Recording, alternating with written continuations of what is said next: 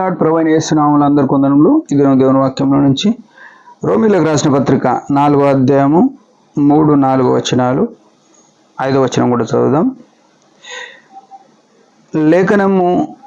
లేఖనం ఏమి చెప్పుచున్నది? అబ్రహాము దేవుని నమ్మెను, అది అతనికి నీతిగా ఎంచబడెను. పనివానికి జీతము రుణమే గాని దానమని ఎంచబడదు. పనిచేయక భక్తిహీనుని నీతిమంతునిగా తీర్చు అని అందు విశ్వాసం ఉంచువానికి వాని విశ్వాసము నీతిగా ఎంచబడుచున్నది. ప్రియమైన వాళ్ళరా, ఇక్కడ చూస్తే అబ్రహాము, పితరుడైన అబ్రహాము ఇస్సాకు యాకోబుల దేవుడు అనిపించుకునడానికి దేవుడు ఎంతో ఇష్టపడ్డాడు. అబ్రహాం గురించి ఏం రాస్తున్నా అంటే, అతడు ఏం చేసినాడు? దేవుని నమ్మినాడు, అదే ఆయనకు నీతిగా ఎంచబడ్డది. ఈనాడు యేసు ప్రభువును నమ్మినామని చెప్పుకొని నిజంగా ఆయన మీద నమ్మకం పెట్టుకోకపోతే మనము అనీతిమంతులమవుతున్నాం. యేసు రక్తం ఏం చేస్తుందంటే ప్రతి పాపమును కడిగి మనలో నీతిగా తీరుస్తుంది. మనం నీతిగా కావాలంటే యేసు ప్రభువును నమ్మే వారమై ఉండాలి. అబ్రహాం ఎట్లయితే నమ్మకంగా ఉన్నాడో, ఆయన పరిస్థితి ఏదన్నా కానీ, ఆయన 75 సంవత్సరాలప్పుడు పిలువబడి 100 సంవత్సరాల వరకు 25 సంవత్సరాలు వాగ్దానం కొరకు కనిపెట్టి ఆ నమ్మకమును కనపరిచినాడు. మనం ఎట్లా నమ్ముతాము? 31 డిసెంబర్ నాడు వాగ్దానం తీసుకుంటే తెల్లారి నెరవేరకపోతే మందిరం మానేసేవాళ్ళు చాలామంది ఉంటారు.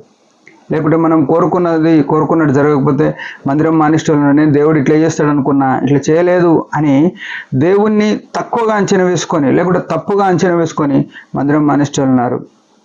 అది మన జీవితంలో భారీ మూల్యము, శాపముగా చెల్లించవలసి వస్తుంది. అబ్రహాం అయితే నీతిగా ఎంచబడ్డాడు. దేవుడు అన్యాయస్తుడు కాదు. నువ్వు చేసిన దానికి ప్రతిఫలం ఖచ్చితంగా ఇస్తాడు. అయితే పనివానికి జీతము రుణమే కానీ దానమని ఎంచబడదు అంటున్నాడు. అంటే నువ్వు దేవుడి పని చేస్తే నీకు దేవుడిచ్చే ప్రతి ఒక్కటి కూడా నీకు జీతంగా ఇస్తాడు. అది దానమని ఎంచబడదు. మనం చాలాసార్లు దేవుని పని చేస్తే ఏమనుకుంటామంటే ఏదో చేసినాం అనుకుంటాం, కానీ మనం ప్రేమతో చేయాలా. అది దాని నుంచి దేవుని ద్వారా ఆ పనికి మనకు జీతం వస్తుంది. ఆయన జీతం ఇచ్చేవాడు. ప్రతి వాడు తన పనిని ప్రభు ఎదుట ఒకనాడు పరీక్షలో నిలబడాల్సి వస్తుంది. నిలబడ్డప్పుడు ప్రతి వానికి తగిన మెప్పు ప్రభు వలన వస్తుంది, బహుమానం ప్రభు వలన వస్తుంది, కిరీటం ప్రభు వలన వస్తుంది.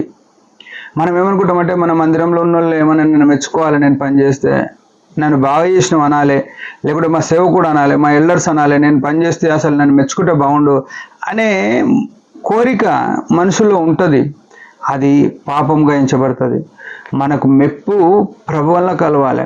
ప్రభు మెచ్చుకొని వాడు యోగ్యుడు అని బైబిల్ చెప్తుంది. మనుషులు ఈనాడు నువ్వు పని చేస్తే మెచ్చుకోవచ్చు, రేపు ఏదైనా చిన్న తప్పిదం చేస్తే అప్పుడే అవమానపరచవచ్చు. కానీ ఈ దేవుడు అట్లాంటి దేవుడు కాదు. ఆయన నమ్మదగిన వాడు, ఆయన నీతిమంతుడు. పనిచేయక భక్తిహీనుని నీతిగా తీర్చువాని అందు విశ్వాసముంచువానికి వాని విశ్వాసము నీతిగా ఎంచబడును అంటున్నాడు. భక్తిహీనుని నీతిమంతునిగా తీర్చువాని అందు అంటే యేసుక్రీస్తు ప్రభు యందు విశ్వాసం ఎవరైతే ఉంచుతారో వారి నీతిమంతునిగా చేసేవాడు అయినాడు. యేసు ప్రభు మీద కాక వేరే దాని మీద ఏ దాని మీద కూడా విశ్వాసం పెట్టుకున్నా అది మనకు నీతిగా ఎంచబడదు. ఉదయకాలం ప్రభు యొక్క చిత్తంలో, ప్రభు యొక్క కనికరం చొప్పున సజీవులమైన మనము అబ్రహాము నమ్మినట్టు నమ్మి మనము ప్రతి పని కూడా జీతం వస్తుంది అని చేయాలి. ఉట్టి మందిరంలో చేస్తే ఎవరు నన్ను పట్టించుకోరు, ఎవరు నన్ను రెస్పెక్ట్ చేయరు అనుకోవద్దు. దానికి దేవుడు జీతం ఇస్తాడు. మందిరంలో పెద్ద పనులు ఉంటే చేస్తాం, చిన్న పనులు ఉంటే చేయమని కాదు. ఏ పని ఉన్నా చేయడానికి ఇష్టపడేవారం అంటారు. అది దేవుని పని అని తెలుసుకొని భయం కలిగి చేయాలి.